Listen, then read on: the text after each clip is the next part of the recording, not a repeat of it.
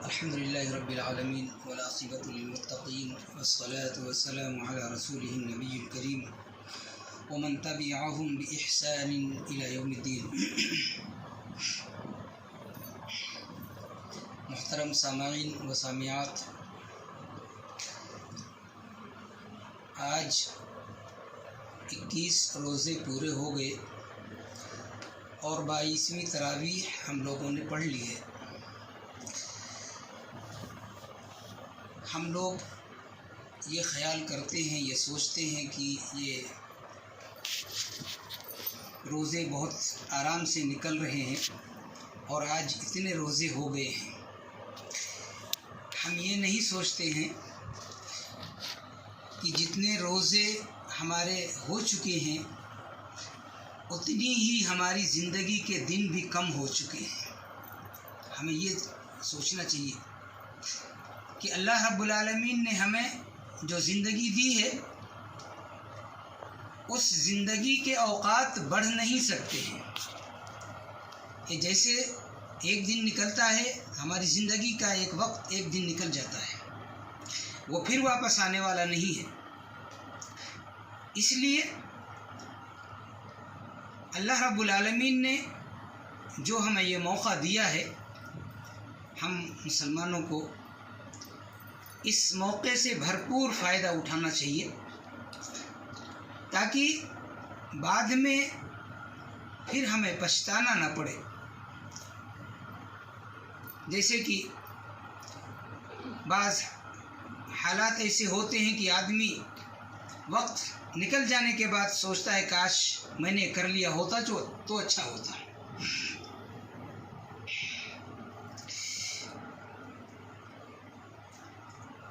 ایک واقعہ ہے عباسی خلیفہ کا.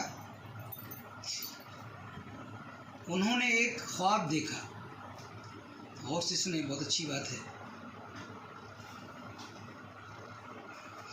انہوں نے خواب میں دیکھا کہ ملک الموت آئے ہوئے ہیں. ملک الموت جو روح نکالنے کا کام انجام دیتے ہیں، جان نکال لے جاتے ہیں. انہوں نے کہا کہ تم آ ہی گئے ہو تو اب ایک بات بتا دو کہ میری زندگی کتنی ہے، میں کب مرنے والا ہوں. ملک الموت نے ہاتھ اٹھایا، دکھایا اور چلے گئے. صبح جب ان کی آنکھ کھلی تو خواب کی جو تعبیر بتایا کرتے تھے ان کو بلایا اور کہا کہ عجیب معاملہ ہوا، آج رات میں ہم نے ایسا ایسا خواب دیکھا، ملک الموت آئے اور ہاتھ دکھا کر چلے گئے. تعبیر بتانے والے نے بتایا کہ انہوں نے یہ بتایا ہے کہ 5 چیزوں کا علم اللہ کے سوا کوئی نہیں جانتا ہے. وہ یہ بتا کر گئے ہیں. وہ تم کو ڈرا کر نہیں گئے ہیں، تم کو بتا کر گئے ہیں کہ 5 چیزوں کا علم اللہ کے سوا کوئی نہیں جانتا ہے. قرآن کے اندر ہے ان اللہ عنده علم الساعہ، قیامت کا وقت کوئی نہیں جانتا ہے. وَيُنَزِّلُ الْغَيْثَ، بارش کب ہوگی، کتنی ہوگی، کوئی نہیں جانتا ہے.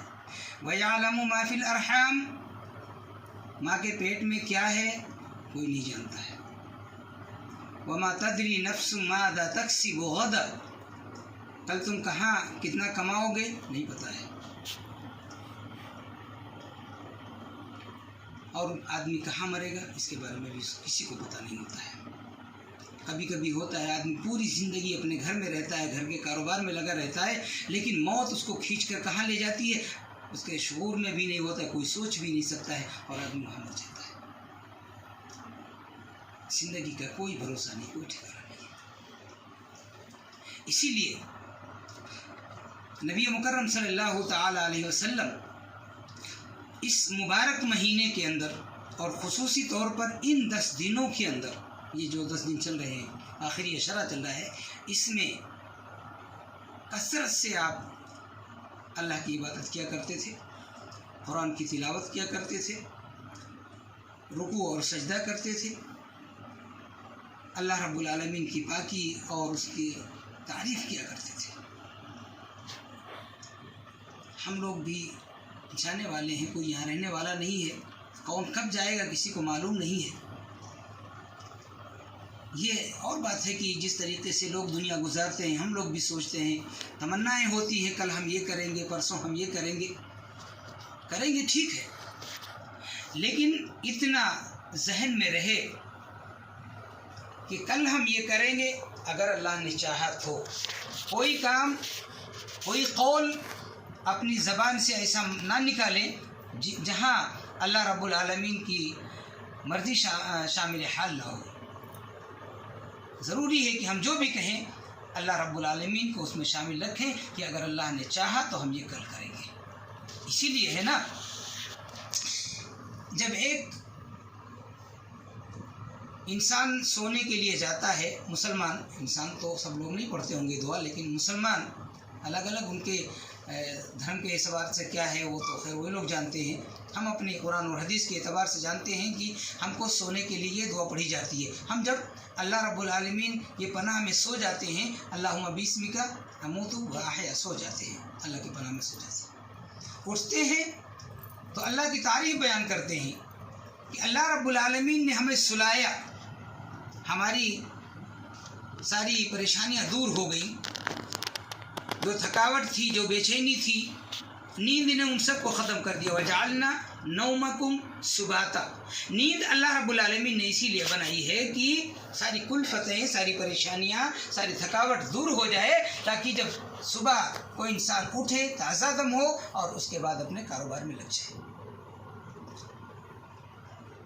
جب ایک مومن سو کر اٹھتا ہے تو اللہ رب العالمین سب سے پہلے تعریف کرتا ہے، الحمدللہ الذی، تمام تعریف ہے اس اللہ کے لیے جس نے احیانا، ہم کو نیند سے اٹھایا ہے نا۔ آدمی جب سوتا ہے نا تو مر جاتا ہے، اللہ یتوفی الانفس حین موتہا، قرآن کے اندر ہے کہ ایک آدمی جب سوتا ہے تو اس کی روح نکال لی جاتی ہے۔ اب جس کا فیصلہ ہو چکا ہوتا ہے اس کی تو روح لی جاتی ہے، اور جس کا فیصلہ نہیں ہوا ہوتا اس کو واپس کر دیا جاتا ہے، پھر وہ صبح اٹھتا ہے اور اللہ کی تعریف بیان کرتا ہے۔ قرآن کے اندر آپ دیکھیں 24ویں پارے کے اندر آئے تھے، ترجمہ تشریح دیکھ سکتے ہیں۔ تو اس لیے اللہ رب العالمین کی تعریف کرتے ہیں ہم مسلمان مومن کی۔ اللہ رب العالمین کی تعریف ہے کہ اس نے ہمیں نیند سے اٹھایا اور پھر تو یہ جو موقع اللہ رب العالمین نے ہمیں دے رکھا ہے بڑا غنیمت ہے، اور غنیمت اور کوئی عام دن نہیں ہے، یہ رمضان المبارک کے دن ہیں، اور رمضان المبارک میں بھی آخری عشرے کے دن ہیں جن میں 5 تاخراتیں بھی ہیں۔ ایک تاخرات تو ہم نے گزار لی، اللہ اپنے رحم و کرم سے اسے قبول فرمائے۔ اسی طریقے سے 4 راتیں اور آنے والی ہیں۔ ان 4 راتوں میں اگر ہم نہیں سوئیں گے تو کوئی پریشانی نہیں ہو جائے گی، لیکن اگر ہم نے ان میں شب بیداری کی، اللہ رب العالمین کو یاد کیا، اللہ کے سامنے اپنے سر کو جھکاتے رہے، تو ممکن ہے کہ وہ رات ہم کو نصیب ہو جائے اور اس کا بہتر بدلہ اللہ رب العالمین ہمیں دے۔ یہ ایسا نہیں ہے کہ ہم 4 رات اگر عبادت کر لیں گے، قرآن پڑھ لیں گے، جاگ لیں گے تو بیمار ہو جائیں گے، ایسا کچھ نہیں ہے۔ اللہ رب العالمین اس مبارک مہینے کے اندر اپنے بندوں کی روزیاں بڑھا دیتا ہے، روزیوں میں اضافہ کر دیتا ہے۔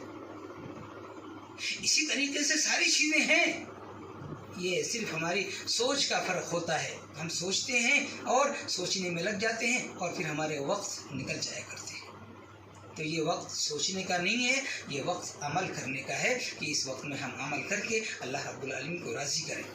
اس لیے کہ یہ جو اوقات نکلتے جا رہے ہیں، یہ عشاء کی نماز جو چلی گئی اب نہیں آنے والی ہماری زندگی میں، اب نہیں آئے گی۔ یہ قیام اللیل جو ہم نے کر لیا اب پھر نہیں آنے والی ہے، اب جو آئے گی وہ دوسرے دن کی ہوگی۔ آج جو کام ہم نے چھوڑ دیا ہے، اس کام کو ہم کب کریں گے؟ اس کا وقت کل تو ہمیں دوسرا کام کرنا ہے، کل ظہر کی نماز ہمیں پڑھنی ہے، عصر کی نماز ہمیں پڑھنی ہے، ایک دن میں 5 وقت کی نماز تو فرض ہے، آج ہم نے چھوڑ دیا تو کل کیا کریں گے؟ تو اس لیے جو موقع اللہ رب العالمین نے دیا ہے، اور موقع بھی صحت و تندرستی کے ساتھ اللہ نے دیا ہے، اس کو غنیمت جانیں، اللہ رب العالمین کا شکر بجا لائیں کہ اللہ تیرا لاکھ لاکھ شکر ہے، احسان ہے کہ تو نے ہمیں تندرستی دی، اور اس تندرستی کی حالت میں مولا تو نے ہمیں اپنی عبادت کی توفیق دی، ہم نے تیری عبادت کی حتی المقدور، جیسا ہم سے ہو سکا ہم نے کیا۔ رب العالمین اگر اس کے اندر کچھ کمی ہے، غلطی ہے، تو اللہ اپنے رحم و کرم سے اس کو معاف کر دے، درگزر فرما دے، اور اللہ اپنے رحم و کرم سے ہماری ان نیکیوں کو، ہماری ان عبادتوں کو قبول فرما لے۔ یہ جب ہم دعا کرتے ہیں اللہ بہت خوش ہوتا ہے، اللہ بہت خوش ہوتا ہے کہ میرا بندہ مجھ سے مانگتا ہے، مجھ سے مانگتا ہے، میرا بندہ مجھ کو چھوڑ کر کسی اور کے در پہ نہیں جاتا ہے، کسی اور سے نہیں مانگتا ہے، اپنے ہاتھ کسی اور کے سامنے نہیں جوڑتا ہے، بلکہ صرف اور صرف ہمارے سامنے اور کہتا ہے لا یغفر الذنوب الا انت، اے اللہ تیرے سوا کوئی گناہوں کا بخشنے والا نہیں ہے۔ اللہ ہم گنہگار ہیں، اللہ ہم خطا کار ہیں، اللہ ہم نے بہت ساری غلطیاں کی ہیں، بہت ساری رات ہم نے ایسے گزار دی ہیں، بہت سارے دن ہم نے ایسے بیکار گزار دیے ہیں، ہم نے تجھ کو یاد نہ کیا، لیکن آج اللہ تو نے ہمیں توفیق دی، ہم نے تجھے یاد کیا، تیرے سامنے ہم نے سجدہ کیا، تیرے سامنے ہم نے رکوع کیا، تیرے سامنے ہم اپنی غلطیوں کو رکھ کر اپنی غلطیوں کی معافی مانگ رہے ہیں۔ آج اللہ ہم پر رحم کر اور اپنے رحم و کرم سے ہماری ان دعاؤں کو قبول فرما لے۔ اللہ ہمیں مزید توفیق دے کہ جب تک ہم زندہ رہیں اسی طریقے سے تیری عبادت کرتے رہیں، تجھے خوش کرتے رہیں، اور اے اللہ تو بھی ہم سے اور ہماری عبادتوں سے خوش ہو جا، تاکہ یہ دنیا ہماری سنور جائے اور آخرت بھی ہماری سنور جائے۔ یہ دعائیں، اور انہی دعاؤں کے لیے تو اللہ نے کہا ہے نا ان الذین یستکبرون عن عبادتی، جو مجھ سے دعا نہیں مانگتے ہیں میں اس سے ناراض ہو جاتا ہوں۔ اللہ کہتا ہے جو دعا نہیں کرتے ہیں اللہ ان سے ناراض ہو جاتا ہے۔ تو یہ دعاؤں کا مہینہ ہے، بہار کا مہینہ ہے، قبولیت کا مہینہ ہے، رحمتوں کا مہینہ ہے، مغفرت کا مہینہ ہے، جہنم سے آزادی کا مہینہ ہے۔ تو اس مبارک مہینے میں اللہ رب العالمین کو خوش کر کے اپنی تمام غلطیوں کی اللہ سے معافی مانگ لیں، اپنے جو کچھ پریشانیاں ہیں، بیماریاں ہیں، اللہ سے دعا کریں کہ اللہ ہماری ان پریشانیوں کو دور کر دے، اللہ ہماری بیماریوں کو دور کر دے۔ اگر ہمارے دماغ میں کوئی خلل ہے، شیطانی خلل ہے، تو اللہ رب العالمین سے دعا کریں کہ اللہ شیطان کے خلل سے، شیطان کی پریشانیوں سے اور شیطان کے وسوسے سے ہمیں بچا لے۔ یہ دعا کریں، اور اس مہینے میں خصوصی طور پر ہر نماز کے بعد کم از کم یہ 3 صورتیں جو سورۃ الاخلاص، سورۃ الفلق، سورۃ الناس پڑھتے رہیں۔ سونے جائیں تو سوتے وقت بستر پر پڑھ لیا کریں، اور ایسے بھی جہاں بیٹھے رہیں موقع ملے تو ان صورتوں کو پڑھ لیں، اس لیے کہ شیطان ہر وقت پریشان کرتا ہے، اور ان حالات میں جب ہم عبادت کے کام کرتے ہوتے ہیں تو شیطان اور ہمیں پریشان کرتا ہے۔ تو ان صورتوں کو پڑھتے رہیں تاکہ اللہ رب العالمین شیطان کی پریشانیوں سے ہمیں بچاتا رہے۔ یہ ہمارے لیے لائق و ضروری ہے۔ اللہ ہم سب پر اپنا رحم و کرم نازل فرمائے۔ رب العالمین اپنے رحم و کرم سے ہم سب کی نمازوں کو قبول فرما۔ رب العالمین اپنے رحم و کرم سے ہم سب کے روزوں کو قبول فرما۔ مولا تو اپنے رحم و کرم سے ہم سب کے قیام اللیل کو قبول فرما۔ الہ العالمین تو اپنے رحم و کرم سے ہم سب کے یہاں بیٹھنے کو قبول فرما۔ رب العالمین تو اپنے رحم و کرم سے جو ہم میں سے غریب اور محتاج ہیں مولا تو ان کی غریبی اور محتاجی کو دور فرما۔ مولا جو پریشان حال ہیں رب العالمین ان سب کی پریشانیوں کو دور کر دے۔ الہ العالمین جو بیمار ہیں مولا کریم تو اپنے رحم و کرم سے ان سب کو شفا کاملہ و عاجلہ نصیب فرما۔ رب العالمین ہم سب کے دلوں میں اپنی اور اپنے رسول کی محبت کو پیدا کر۔ مولا ہم سب کے دلوں میں قرآن اور حدیث کی محبت کو پیدا کر۔ رب العالمین ہم سب کے دلوں میں اسلام اور مسلمانوں کے لیے محبت پیدا کر۔ رب ذوالجلال والاکرام تو اپنے رحم و کرم سے ہم سب کے دلوں سے بغض، حسد، کینہ، کپٹ جیسی برائیوں کو دور کر دے۔ اللہ ہم سب کو ایک کر دے، مولا ہم سب کو نیک کر دے۔ رب العالمین ہم سب کو مل جل کر پیار و محبت کے ساتھ رہنے والا بنا دے۔ آمین یا رب العالمین۔ السلام علیکم ورحمۃ اللہ وبرکاتہ۔ سبحانک اللہم